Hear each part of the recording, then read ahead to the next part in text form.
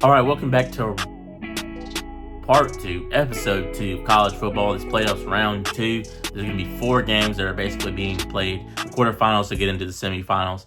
And this is coming down to the last couple of games of college football within this season. Obviously, there were really some good games. I liked what I saw from all of the teams that played up to this far within the playoffs or within playoffs round two, I will say. But let's go ahead and get into it. Penn State played Boise State, and honestly, I think it was a pretty much evenly matched game, such as offense on offense, but defense on defense. It was a completely different game. I mean, Penn State looked unstoppable. Boise State could not get Ashton Jeanty, the Heisman, one of the Heisman frontrunners, up and going. He couldn't. I don't think he broke 100 yards, did he?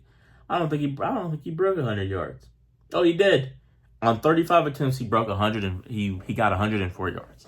And I think they said that he was like 20-something yards short of beating Barry Sanders, if I'm not mistaken. So, honestly, that kind of sucks. The season came to an end. He's going to the NFL next season. It was one of the more historical seasons of college football, I will say that. Oh, he's not running against anybody. Oh, he played against Penn State, an actual defense. Let me tell you something.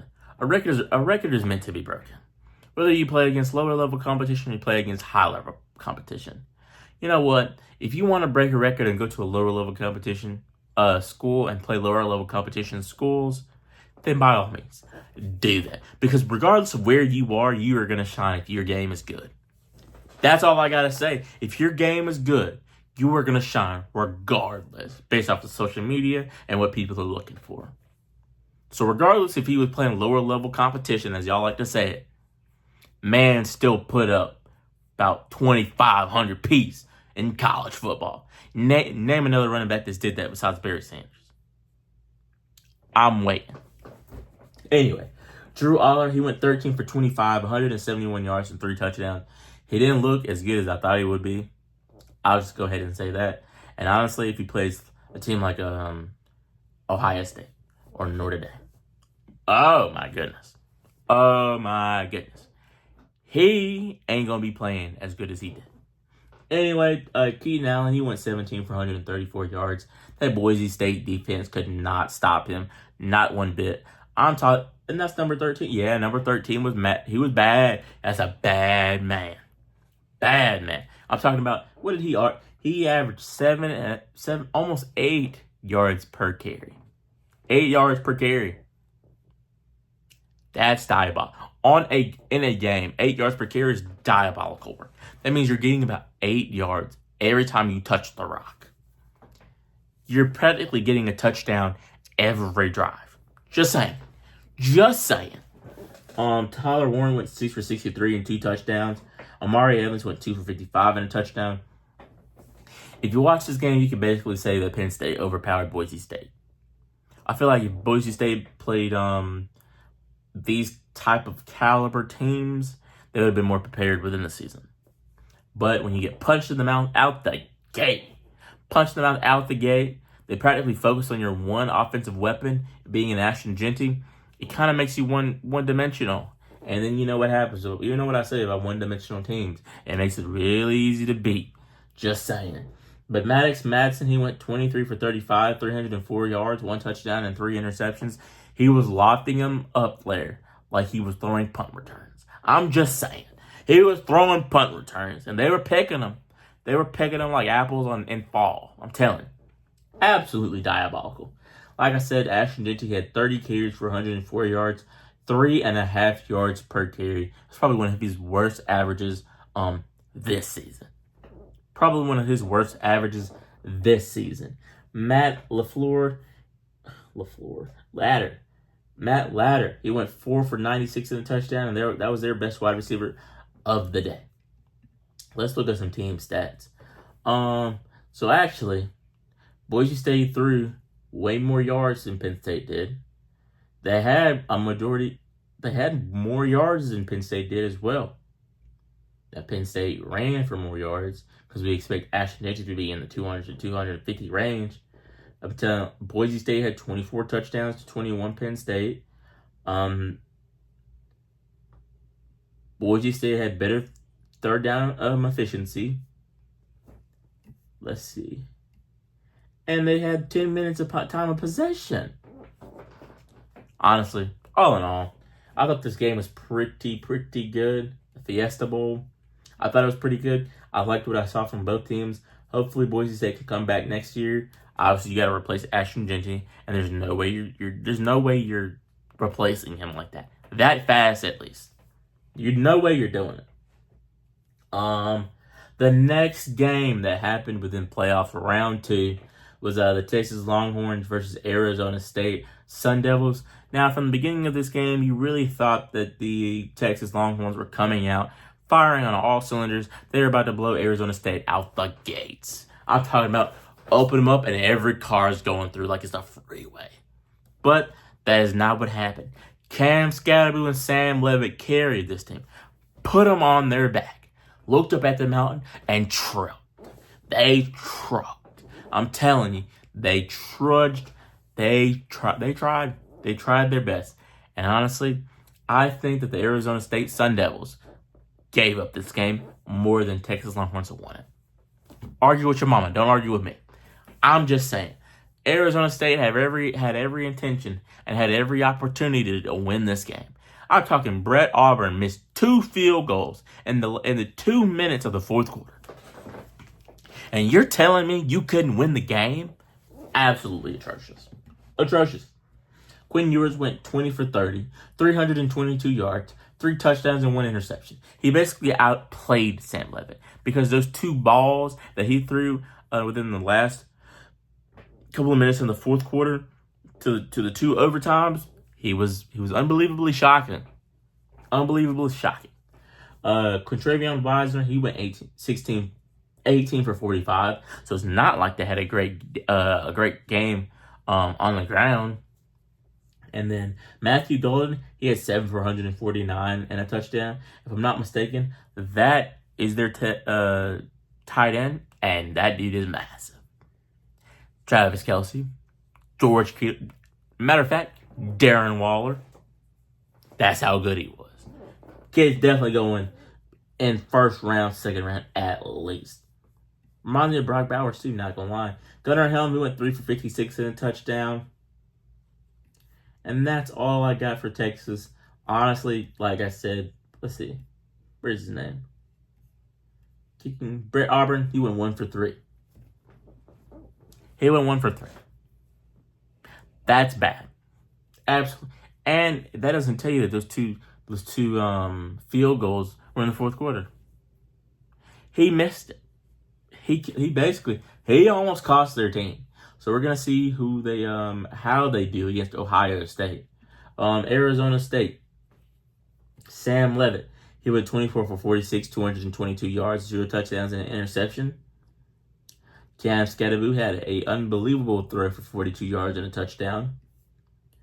Cameron Scatterboo also had 30 carries for 143 yards and 2 touchdowns. Now, the one thing I'm going to say about Cam Scatterboo, great running back. I mean, he can hit, and he's going to stay up on his feet. He's going to drop the pile, and he's going to pick up that first down for you.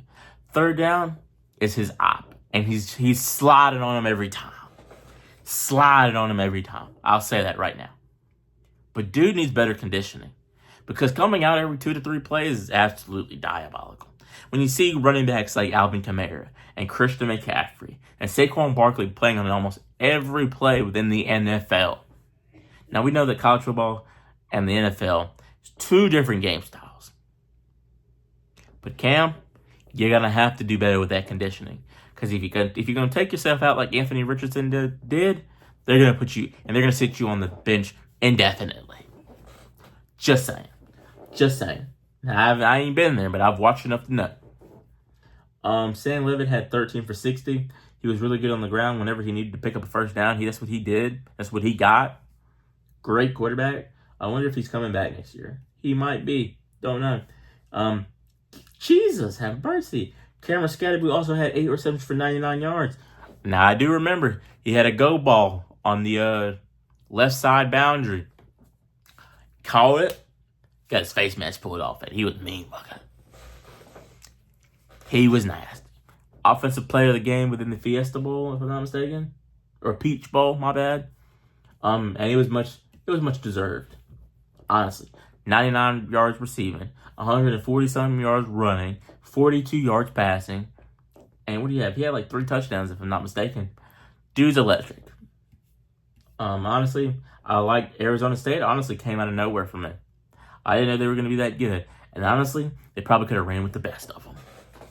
Just saying. But if they would have played Ohio State would have dogged them out. I know it. St. Bernard, Golden Retriever, and Malinois. I'm telling you, they would have dogged them out. Absolutely. But Texas does play Ohio State in the 3rd round of the college football playoffs. And that's going to be interesting to see as well. Moving on. The Ohio State beat the brakes and calipers and rotors, struts, any type of suspension, tires, rims. The car just wasn't moving. Basically, it's like a scat pack in Atlanta, Georgia. They beat the brakes off of them. The number 1 team in the nation lost by 20 points. And there's another statistic going around basically saying that every team that had a bye in the playoffs lost. And they did. Every one of them. Every one of them. Oregon, Arizona State, Boise State, and Georgia. Tell me how that happens. A bye is almost never good, especially in the playoffs. I'm just saying. That's my personal opinion. Don't hate me for it. Will Howard went 17 for 26, 319 yards, 3 touchdowns. He was unbelievable. Travion Henderson, he went 8 for 94 and 2 touchdowns. Judkins also went 17 for 85. They have 2 running backs on their roster. I'm talking about wide receiver and running back university. Don't compare, not running back university, but they got some pretty good running backs that come out of them. Most notable, what's that guy that plays for the Chargers now? I can't think of his name. Really good in college. Starts with a J. Can't think of it right now. Even Ezekiel Elliott, he was unbelievable with the Ohio State Buckeyes. Just saying. Jeremiah Smith, he had almost 200 yards. He went for $187 and 2 touchdowns. Iboka, he went 5 for 72 and a touchdown. I mean, everybody's saying that Ryan Day lost to Michigan. Ryan Day ain't won a national champion. This might be the year. And I'm gonna tell them all, I told you so. Now, people have basically been calling for his job, saying all types of things about him. But when the guy goes 56-8 within the last 5 seasons, and you fire him, you ought to be ashamed. Just because he does it, just because he's been in playoff contention almost every year that he's been the head coach. What in the world? And we're calling for his job? No. I don't care if they, as much as I don't want to say this, as long as Clemson's in playoff contention every year and we lose to South Carolina, I ain't got nothing to say. As long as we're in playoff contention, I ain't got nothing to say. Y'all can talk all y'all want to, but a game is a game, and y'all ain't been in the playoffs since I don't know when. And straight like that. Yeah, Oregon was just terrible. Dylan Gabriel did not look like a Heisman quarterback. He went 29 for 41, though. 299 yards, 2 touchdowns. They had no running game whatsoever because that D-line put the whooping on them. And then Treshawn Holden, he went 7 for 116 yards and 2 touchdowns. Terrence Ferguson, he went 5 for 71. All in all, Oregon Ducks, I thought they were a fluke all year. They barely beat some of these teams, especially Ohio State. They barely skated away. But I'm proud that they're not proud, but I'm happy they're going home. Honestly, Dan Lanning, great coach. I just think that they were a fluff since the beginning of the year. That's just my personal opinion. That's my hot take. Notre Dame defeated Georgia. The Fighting Irish finally came to do something that is worth mentioning. Riley Leonard went 15 for 24, 90 yards. He had 90 yards on the day. Jesus, have mercy. A touchdown. Battle of the defenses, I guess. Riley Leonard also So he was the leading rusher and the leading wide receiver. God, dog. Jadarian Prince, who went 10 for 37. Their leading receiver was Jordan Faison with 4 receptions for 46 yards. And then honestly, I really can't say much about Georgia because they had a freshman quarterback coming into the game. And honestly, this is his first time starting. He went 20 for 32, 234 yards and a touchdown. Honestly, you can't expect much more than that. Trevor Etienne barely did anything with 11 carries for 38 yards. I mean, Arian Smith went 1 for 67. Drop balls and turnovers will plague you. And that's pretty much what happened in Georgia. I mean, in some instances, you shoot yourselves in the foot. In some instances, you just shoot yourselves in the foot. Honestly, I wouldn't fire nobody. I've been talking to people. I wouldn't fire nobody. Honestly, they have a good team, plagued by injuries. Carson Beck was out with another injury. Trevor Etienne, I mean, he's been hurt all year. You got people in courts and jail, and your culture of your team is just shot right now. And I need Kirby Smart to fix it. That's just my personal opinion. That's going to be your wrap for playoff round 2. Let me know down in the comments what you want to hear about next. Playoff round 3 is coming very, very, very, very, very soon. But without further ado, I'm Keanu Smith, K-Stang Productions, and I am out. Peace.